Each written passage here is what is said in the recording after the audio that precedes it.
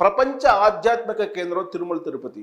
అక్కడ పవిత్రమైనటువంటి కార్యక్రమాలు మాత్రమే జరుగుతూ ఉంటాయి. కానీ అక్కడ ఉండేటువంటి ఈవో ధర్మారెడ్డి మాత్రం పవిత్రమైనటువంటి కార్యక్రమాలు చేస్తూ ఉన్నారు అనేది ఆయన మీద ఉన్నటువంటి ప్రధానమైనటువంటి ఆరోపణలు. కేంద్రం నుంచి, ఢిల్లీ నుంచి వచ్చినటువంటి వాళ్ళు అధికారులు కానీ, లేదా అనధికారులు కానీ, లేదా ప్రముఖులు కానీ, పారిశ్రామికవేత్తలు కానీ వీళ్ళని తమ వైపు తిప్పుకొని జగన్మోహన్ రెడ్డికి అనుకూలంగా మలచడంలో ధర్మారెడ్డి కీలకంగా వ్యవహరిస్తున్నారు అనేది ఆయన మీద ఉన్నటువంటి ప్రధానమైనటువంటి ఆరోపణ. ఇలాంటి అధికారిని ఎన్నికల సమయంలో ఖచ్చితంగా బదిలీ చేయాలి అనేది ఇప్పుడు విపక్షాలు ఎన్నికల కమిషన్కి ఇచ్చినటువంటి కంప్లైంట్. ఇలాంటి సందర్భంలో అసలు ధర్మారెడ్డి ఏంటి, ఆయన యాక్టివిటీస్ ఏంటి, ఆయన పుట్టు పూర్వోత్తరాలు ఏంటి, ఆయన ప్రొఫైల్ ఏంటి అనేది తెలుసుకునేటువంటి ప్రయత్నం చేద్దాం. సో ధర్మారెడ్డి స్వస్థలం వచ్చేసి నంద్యాల జిల్లా నందికొట్కూరు మండలం పారు మంచాల గ్రామం. సో రాయలసీమ నంద్యాల జిల్లా నందికొట్కూరు మండలం పారు మంచాల గ్రామం నుంచి ఆయన ఉన్నారు. ఆయన స్వస్థలం అది. 1991 బ్యాచ్కి సంబంధించినటువంటి ఇండియన్ డిఫెన్స్ ఎస్టేట్స్ సర్వీస్ అధికారి ఆయన ఎక్కువగా ఢిల్లీలోనే ఉన్నారు. ఢిల్లీలో పరిచయాలు కూడా ఉన్నాయి. 91 బ్యాచ్కి సంబంధించి ఇండియన్ డిఫెన్స్ ఎస్టేట్స్ సర్వీస్ అధికారి. సో ఢిల్లీ కంటోన్మెంట్ సిఇఓగా పనిచేశారు. సో ఆ సమయంలో ఢిల్లీలో బాగా పరిచయాలు ఏర్పాటు చేసుకున్నారు. కేంద్ర హోంశాఖలో డైరెక్ట్ పదవులు కూడా ఉపయోగించారు, డైరెక్టర్ పదవి చేశారు. కాబట్టి కేంద్ర హోంశాఖలో ఆయనకి అడ్మినిస్ట్రేషన్ లెవెల్లో పరిచయాలు బాగా ఉన్నాయి, విస్తృతమైనటువంటి పరిచయాలు ధర్మారెడ్డికి ఉన్నాయి. అందుకే డిప్యుటేషన్ మీద జగన్మోహన్ రెడ్డి ఆయన్ని తిరుమల తిరుపతికి తీసుకొచ్చుకున్నారు, అక్కడ ఈవోగా నియమించారు.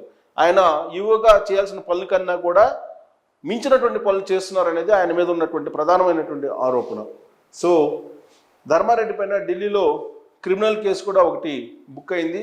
అంటే ఆయన అప్పట్లోనే ఢిల్లీలో పనిచేసినప్పుడే ఆయన మీద క్రిమినల్ కేసు బుక్ అయింది. అయినప్పటికీ కూడా జగన్మోహన్ రెడ్డి మాత్రం చాలా ఆప్యాయంగా, అభిమానంగా ఆయనే కావాలని చెప్పి ఢిల్లీ నుంచి తీసుకొచ్చుకున్నారు డిప్యుటేషన్ మీద ధర్మారెడ్డిని. ఇక బలవంతపు వసూళ్లు, ఫోర్జరీ, సాక్ష్యాలు తారుమారు చేశారనే అభియోగాలు ధర్మారెడ్డి ఎదుర్కొంటూ ఉన్నారు. ఆయన మీద ప్రధానమైనటువంటి ఆరోపణలు అవి బలవంతపు వసూళ్లు చేశారని చెప్పి, అలాగే ఫోర్జరీ సంతకాలు, సాక్ష్యాలు తారుమారు చేశారనేటువంటి అభియోగాలు ఉన్నాయి. బహుశా జగన్మోహన్ రెడ్డికి ఇవన్నీ కూడా పెద్ద నేరంగా కనిపించవు ఏమో, అందుకే ధర్మారెడ్డిని తీసుకొచ్చి తిరుమల తిరుపతి దేవస్థానంలో ప్రతిష్ఠించారు. సో డిప్యుటేషన్ మీద కేంద్ర సర్వీస్ నుంచి ఏపీ క్యాడర్కు తీసుకొచ్చుకున్నారు. జగన్మోహన్ రెడ్డికి ముఖ్యమంత్రి హోదాలో ఆయనకి ఏం కావాలో అవి తీసుకొచ్చుకున్నారు. తెలంగాణలో ఉండేటువంటి తెలంగాణ క్యాడర్కి సంబంధించి ఐపీఎస్, ఐఏఎస్ఎల్ని డిప్యుటేషన్ మీద తీసుకొచ్చుకున్నారు. అలాగే ఢిల్లీలో ఉండేటువంటి ధర్మారెడ్డి లాంటి వాళ్ళని డిప్యుటేషన్ మీద తీసుకొచ్చి ఈ 5 ఏళ్ల పాటు జగన్మోహన్ రెడ్డి తనకు కావాల్సినటువంటి పనులని, తనకి కావాల్సినటువంటి అవసరాలని తీర్చుకునేటువంటి ప్రయత్నం చేశారు. దాంట్లో భాగంగా ధర్మారెడ్డి లాంటి వాళ్ళని ఉపయోగించుకున్నారు. సో ధర్మారెడ్డికి చాలా పరిచయాలు కూడా ఉన్నాయి. 9 ఏళ్ళు తిరుమల తిరుపతి దేవస్థానం ఈవోగా పనిచేసిన ధర్మారెడ్డి బహుశా తిరుమల తిరుపతి దేవస్థానం చరిత్రలో ఈవోగా ఇన్ని సంవత్సరాల పాటు పనిచేసినటువంటి అధికారి ఎవరైనా ఉన్నారంటే ధర్మారెడ్డి. బహుశా ధర్మారెడ్డి ఈ రికార్డుని ఎవరు బ్రేక్ చేసేటువంటి అవకాశం కూడా లేదు. 9 ఏళ్ళు ఈవోగా తిరుమల తిరుపతి దేవస్థానంలో ఎందుకు ఉండాల్సి వచ్చింది, అసలు ధర్మారెడ్డి ఎందుకు పెట్టాల్సి వచ్చింది? సో పాలకులే చెప్పాలి.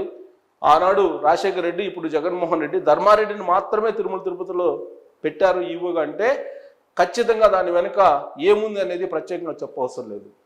ఇక 2005లో వైఎస్ రాజశేఖర రెడ్డి హయాంలో తిరుమల తిరుపతి దేవస్థానం జేఈఓగా ఆయన పదవి నిర్వహించారు. జేఈఓగా 2009లో వైఎస్ఆర్ మరణించే వరకు కూడా జేఈఓగానే తిరుమల తిరుపతి దేవస్థానంలో ఆ పదవిలో ఆయన కొనసాగారు ధర్మారెడ్డి.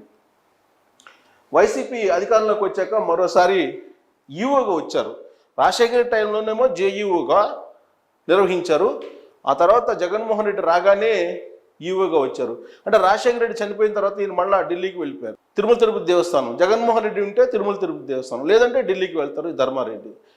దాని వెనక ఏముంది అనేది మీరు ఆలోచించండి. సో ఈవోగా ఆయన వచ్చారు జగన్మోహన్ రెడ్డి ముఖ్యమంత్రి అయిన తర్వాత. 2019లో తిరుమల తిరుపతి దేవస్థానం ఈవోగా నియమించారు జగన్మోహన్ రెడ్డి ధర్మారెడ్డిని తీసుకొచ్చి ఢిల్లీ నుంచి. సో కేంద్ర సర్వీస్ అధికారులకు డిప్యుటేషన్ గడువు 3 ఏళ్ళు మాత్రమే. సహజంగా నిబంధనల ప్రకారం సర్వీస్ రూల్స్ ప్రకారం డిప్యుటేషన్ మీద ఎవరైనా సరే 3 ఇయర్సే ఉంటారు. కేంద్ర సర్వీసుల నుంచి వచ్చినటువంటి వాళ్ళ రాష్ట్రానికి 3 ఇయర్స్ మాత్రమే పర్మిషన్ ఉంటుంది. కానీ జగన్మోహన్ రెడ్డికి నరేంద్ర మోడీకి ఉన్నటువంటి బలమైనటువంటి బంధం కారణంగా దాన్ని ఎక్స్టెండ్ చేసుకోగలిగారు. గడువు దాటినప్పటికీ డిప్యుటేషన్ పొడిగించినటువంటి వైసీపీ ప్రభుత్వం. సో జగన్మోహన్ రెడ్డి ఏది కావాలంటే అది నరేంద్ర మోడీ ఇచ్చేటువంటి బంధం వాళ్ళిద్దరి మధ్య రాజకీయాలకు అతీతంగా ఉంది. ఆ విషయాన్ని నేను చెప్పడం కాదు, అది జగన్మోహన్ రెడ్డి అనేక సందర్భాల్లో చెప్పారు. బహుశా అతీతమైనటువంటి రాజకీయ బంధాన్ని ఈ రూపంలో ఉపయోగించుకొని ఉండవచ్చు.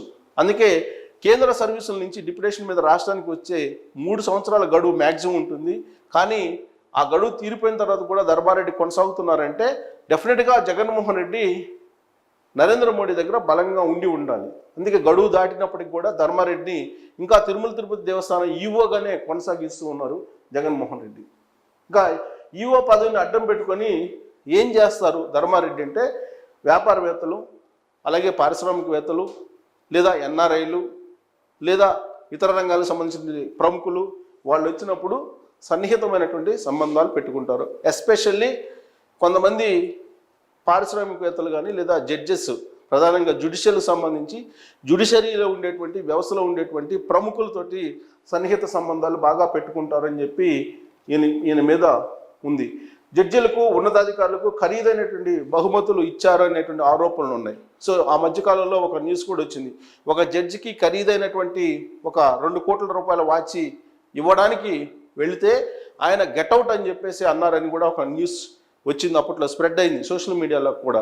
సో ధర్మారెడ్డికి ఉన్నటువంటి టాలెంట్ ఏంటంటే, తిరుమల తిరుపతి దేవస్థానం ఈవోగా ఆయన శ్రీవారి సేవ కన్నా కూడా ఉన్నతాధికారులు, పారిశ్రామికవేత్తలు లేదా వివిధ రంగాలకు సంబంధించిన ప్రముఖులు వచ్చినప్పుడు వాళ్ళతోటి సన్నిహితమైనటువంటి సంబంధాలు పెట్టుకోవడానికి ఆ పదవిని ఉపయోగించుకుంటున్నారు అనేటువంటి ఆరోపణ ఆయన మీద ఉంది. ఇక తిరుమల తిరుపతి దేవస్థానం పదవి ద్వారా వైసీపీకి నిధులు సమీకరించేటువంటి పని. సో వాస్తవంగా తిరుమల తిరుపతి దేవస్థానం అనేది ఒక కామధేనులాగా మారిపోయింది. ప్రభుత్వాలు ఏమున్నప్పటికీ కూడా అక్కడ ధార్మిక కార్యక్రమాలకు ఉపయోగించవలసినటువంటి నిధుల్ని రాష్ట్ర ప్రభుత్వాలు డైవర్ట్ చేసేసి సొంత ప్రయోజనాలకి ఉపయోగించుకుంటున్నారు. అందుకు తగిన విధంగా ధర్మారెడ్డి వ్యవహరించి జగన్మోహన్ రెడ్డికి అన్ని రకాలుగా సహాయ సహకారాలు అందిస్తున్నారు అనేది కూడా ఆయన మీద ఉన్నటువంటి మరొక అభియోగం. సో తిరుపతి ఎమ్మెల్యే భూమన కరుణాకర్ రెడ్డి కుమారుడికి 1500 కోట్ల తిరుమల తిరుపతి దేవస్థానం కాంట్రాక్ట్ ఇచ్చారు. సో ఈయన ధర్మారెడ్డి వల్ల ఒరిగింది ఏంది అని అంటే, వైఎస్ఆర్ కాంగ్రెస్ పార్టీకి సంబంధించినటువంటి కరుణాకర్ రెడ్డి అంటే జగన్మోహన్ రెడ్డికి అత్యంత సన్నిహితుడు, కుటుంబంలో సభ్యులుగా ఉండేటువంటి కరుణాకర్ రెడ్డి కుమారుడికి 1500 కోట్ల రూపాయల కాంట్రాక్ట్ తిరుమల తిరుపతి దేవస్థానానికి సంబంధించి ఈవో ధర్మారెడ్డి ఇచ్చారు అనేది అది ఆన్ రికార్డ్ ఉంటుంది. సో ఒకే ఆర్థిక సంవత్సరంలో తిరుమల తిరుపతి దేవస్థానం ఎప్పుడు ఇంత భారీ మొత్తంలో కాంట్రాక్ట్ ఇవ్వలేదు. గతంలో ఎప్పుడు ఈ కాంట్రాక్ట్ని ఇవ్వలేదు. కానీ ధర్మారెడ్డికి మాత్రమే అది చెల్లింది. ఇక భూములతో కుమ్మక్కయ్యారని ధర్మారెడ్డి పైన ప్రతిపక్షాల ఆరోపణలు ధర్మారెడ్డి మీద అనేకం ఉన్నాయి. భూముల కరుణాకర్ రెడ్డితోటి కుమ్మక్కయ్యారనేది, అందరితోటి కుమ్మక్క అవుతారు ధర్మారెడ్డి అవసరమైతే. ఆ విషయం విపక్షాలు అనేక సందర్భాల్లో కూడా చెప్పాయి. 2024 మే 14న ఈయన డిప్యుటేషన్ గడువు ముగియబోతుంది. 14 వచ్చే నెల 14కి ముగియబోతుంది. సో డిప్యుటేషన్ ముగిసిన తర్వాత ఆయన వెళ్ళాలి. కానీ మరోసారి పొడిగించకపోతే కేంద్ర సర్వీస్కు వెళ్ళక తప్పదు. బహుశా ఈసారి అవకాశం ఉండకపోవచ్చు. జగన్మోహన్ రెడ్డి మళ్ళీ అధికారంలోకి వచ్చే అవకాశం లేదని చెప్పి సర్వేలు చెప్తున్నాయి. కాబట్టి ఎన్నికల సమయంలో వివిధ రంగాలకు సంబంధించినటువంటి ప్రముఖులు అక్కడికి వచ్చినప్పుడు ఎన్నికల సమయం కాకపోయినప్పటికీ కూడా జగన్మోహన్ రెడ్డికి ఏం కావాలో అవన్నీ చేసి పెట్టడానికి తిరుమల తిరుపతి దేవస్థానంలో శ్రీవారిని దర్శించుకోవడానికి వచ్చేటువంటి వివిధ రంగాలకు సంబంధించిన ప్రముఖుల్ని వాళ్ళతోటి లైజనింగ్ నడిపి జగన్మోహన్ రెడ్డికి ఏం కావాలో అవి చేసి పెట్టడానికి ధర్మారెడ్డి అక్కడ ఉన్నారు. కాబట్టి ప్రస్తుతం ఎన్నికలు కూడా కొనసాగుతుంది. కాబట్టి అలాంటి కార్యకలాపాలు చేయకుండా ధర్మారెడ్డిని అక్కడి నుంచి బదిలీ చేయాలి అనేది ఇప్పుడు విపక్షాలు ఎన్నికల కమిషన్కి ఇచ్చినటువంటి కంప్లైంట్. దీని మీద ఎన్నికల కమిషన్ సీరియస్గా తీసుకుంటుందా లేదా లైట్గా తీసుకుంటుందా అనేది మనం వేచి చూడాలి. Thank you very much.